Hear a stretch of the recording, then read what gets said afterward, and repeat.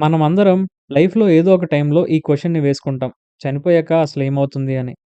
Current switch off చేస్తే light ఆగిపోయినట్టు మన life కూడా ఒక బ్లాక్ స్క్రీన్ అయిపోతుందా? లేక మన ఆత్మ బాడీ నుండి బయటికి వచ్చి వేరే లోకానికి ట్రావెల్ చేస్తుందా? సైన్స్ దీన్ని కాన్షియస్‌నెస్ అంటుంది. స్పిరిచువాలిటీ ఏమో ఆత్మ ప్రయాణం అంటుంది.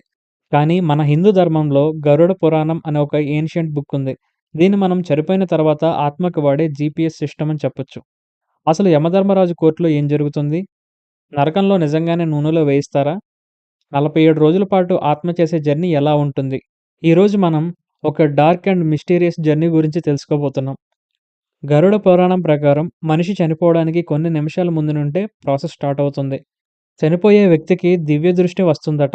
అంటే ప్రపంచం మొత్తం మసకగా మారిపోయి కేవలం యమదూతలు మాత్రమే కనిపిస్తారట. వీళ్ళు చూడ్డానికి చాలా భయంకరంగా చేతిలో పాశాలు పట్టుకొని ఉంటారు. వాళ్ళని చూసి భయంతోనే ప్రాణం పోతుంది అని రాసి ఉంది. చనిపోయిన వెంటనే ఆత్మ బాడీ నుండి బయటికొస్తుంది. ఇంట్రెస్టింగ్ విషయం ఏంటంటే ఆత్మ సైజు అంగుష్ట మాత్రంలో ఉంటుంది. అంటే థంబ్ సైజ్ అన్నమాట. బయటికి వచ్చిన ఆత్మకి చాలా కన్‌ఫ్యూజన్‌గా ఉంటుంది.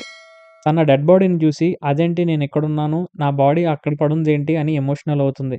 ఫ్యామిలీ మెంబర్స్‌ని చూసి ఏడవడం మొదలెడుతుంది. ఆత్మ మళ్ళీ దేహంలోకి వెళ్ళడానికి ట్రై చేస్తుంది. కానీ యమదూతలు ఆ ఛాన్స్ ఇవ్వరు. ఆత్మను బంధించి యమలోకానికి తీసుకెళ్ళడానికి రెడీ చేస్తారు. ఫ్రెండ్స్, మన దగ్గర ఎవరైనా చనిపోతే 10-13 రోజులు కర్మకాండలు చేస్తాం కదా!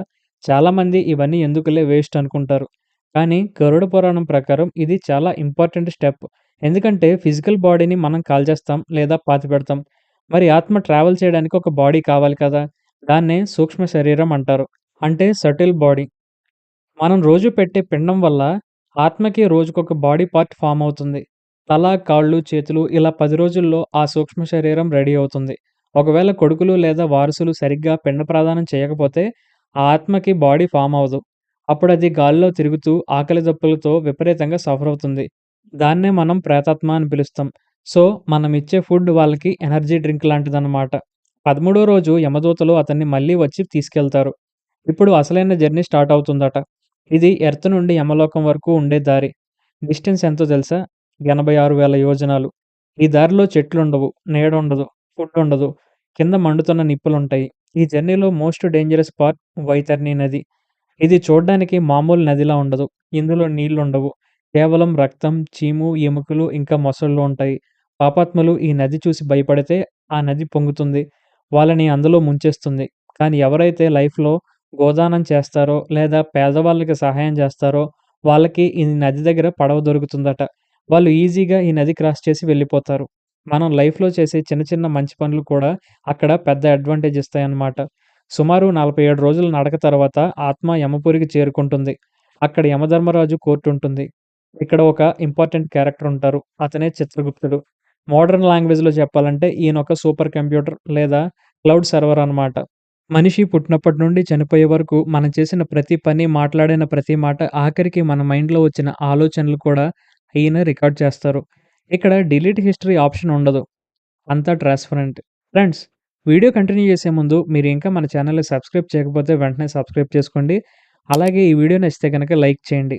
మీరు చేసే ఒక్క లైక్ అండ్ సబ్స్క్రైబ్ నాకు ఇలాంటి కంటెంట్ చేయడానికి బూస్ట్ ఇస్తుంది. సో, సబ్స్క్రైబ్ చేయడం అలాగే లైక్ కొట్టడం మాత్రం మర్చిపోకండి. సో, ఆ కోర్ట్‌లో అంటే యమధర్మరాజు దగ్గర మన పాపం ఎంత, పుణ్యం ఎంత అని బ్యాలెన్స్ షీట్ తీస్తారు. దాన్ని బట్టి మనకి స్వర్గమా లేక నరకమా అనేది డిసైడ్ అవుతుంది. ఇప్పుడు గరుడ పురాణం చెప్పిన నరకం గురించి తెలుసుకుందాం. టోటల్‌గా 28 నరకాలుంటాయట. ఒక్కో తప్పుకి ఒక్కొక్క స్పెషల్ ట్రీట్‌మెంట్ ఉంటుంది. కొన్ని ఎగ్జాంపుల్స్ చెప్తా. ఫస్ట్‌ది కుంభీపాకం. ఎవరైతే సరదా కోసం జంతువుల్ని చంపుతారో లేదా హింసిస్తారో వాళ్ళని మరుగుతున్న నూనెలో వేసి బాయిల్ చేస్తారు. రెండోది అంధకూపం. ఎవరైతే కష్టాల్లో ఉన్న వాళ్ళకి సహాయం చేయకుండా వెళ్ళిపోతారో, వాళ్ళని ఇంకా దోచుకుంటారో, వాళ్ళని చీకటి బావిలో పడేస్తారు. అక్కడ విషపురుగులు వీళ్ళని కుడుతూ ఉంటాయి. మూడోది తమిశ్రం. ఎవరైతే వేరే వాళ్ళ ఆస్తిని లేదా భార్యని ఆశపడతారో, వాళ్ళని కర్రలతో కొట్టి స్పృహ తప్పేలా చేస్తారు. సో, ఇవన్నీ వింటుంటే హర్రర్ మూవీలా అనిపిస్తుంది కదా! కానీ గరుడ పురాణం ఉద్దేశ్యం మనుషుల్ని భయపెట్టడం కాదు. Newton's third law. Every action equal to opposite reaction. మనం ఏది చేస్తే అది మనకి రెట్టింపుగా తిరిగొస్తుందన్నమాట. పనిష్మెంట్స్ లేదా ఎంజాయ్‌మెంట్స్ అయిపోయాక నెక్స్ట్ స్టెప్ ఏంటి? అదే పునర్జన్మ. హిందూయిజం ప్రకారం ఆత్మకి చావు లేదు. అది కేవలం డ్రెస్ మార్చుకున్నట్టు బాడీని మార్చుకుంటుంది. టోటల్‌గా 84,00,000 జీవరాశులున్నాయి. కీటకాలు, పక్షులు, జంతువులు, చెట్లు ఇలా ఎన్నో ఉన్నాయి. మనం చేసిన కర్మ చాలా బాగుంటే తప్ప మనకు మళ్ళీ హ్యూమన్ లైఫ్ రాదు. ఒకవేళ మనం ఈ జన్మని వేస్ట్ చేసుకొని ఫుల్‌గా పాపాలు చేస్తే నెక్స్ట్ జన్మలో ఒక కుక్కగానో లేదా చెట్టుగానో పుట్టాల్సి వస్తుంది. కొంతమంది అడుగుతారు, మరి స్వర్గం మాటేంటని? స్వర్గం అనేది ఒక వెకేషన్ స్పాట్ లాంటిది. మనం పుణ్యం అనే కరెన్సీ ఉన్నంత వరకే అక్కడ ఉండగలం. బ్యాలెన్స్ అయిపోగానే మళ్ళీ భూమి మీదకి వచ్చి పుట్టాల్సిందే. No permanent residency. ఇదంతా విన్నాక మీలో చాలా మందికి ఒక డౌట్ రావచ్చు. ఇదంతా నిజమేనా? దీనికి సైంటిఫిక్ ప్రూఫ్ ఉందా అని. సైన్స్‌లో law of conservation of energy అనే రూల్ ఉంది కదా! అంటే శక్తిని మనం సృష్టించలేం, నాశనం చేయలేం. అది ఒక రూపం నుండి ఇంకొక రూపానికి మారుతుందంతే. మన బాడీలో ఉండే కాన్షియస్‌నెస్ కూడా ఒక ప్యూర్ ఎనర్జీ. మరి బాడీ చనిపోయాక ఆ ఎనర్జీ ఎక్కడికి వెళ్తుంది? అది యూనివర్స్‌లో కలుస్తుంది లేదా ఇంకొక ఫార్మ్ తీసుకుంటుంది అని క్వాంటం ఫిజిక్స్ చెప్తుంది. అలాగే ప్రపంచవ్యాప్తంగా చాలామంది నియర్ డెత్ ఎక్స్‌పీరియన్స్ ఫేస్ చేశారు. అంటే చనిపోయి మళ్ళీ బతికిన వాళ్ళనమాట.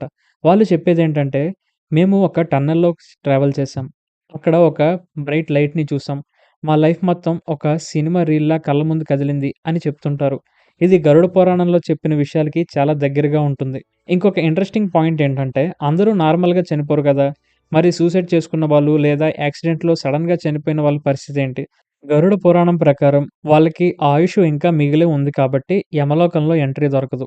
అలాంటి ఆత్మలే ప్రేతాత్మలు ఇంకా ఘోస్టులుగా మారి భూమి మీద గాల్లో తిరుగుతూ ఉంటాయని చెప్తారు. వాళ్ళకి బాడీ ఉండదు. కానీ కోరికలుంటాయి. ఆకలేస్తుంది కానీ తినలేరు. అందుకే వాళ్ళు వీక్‌గా ఉన్న మనుషుల్ని ఆవహించడం లేదా ఫ్యామిలీ మెంబర్స్ కలల్లోకి రావడం జరుగుతుంది.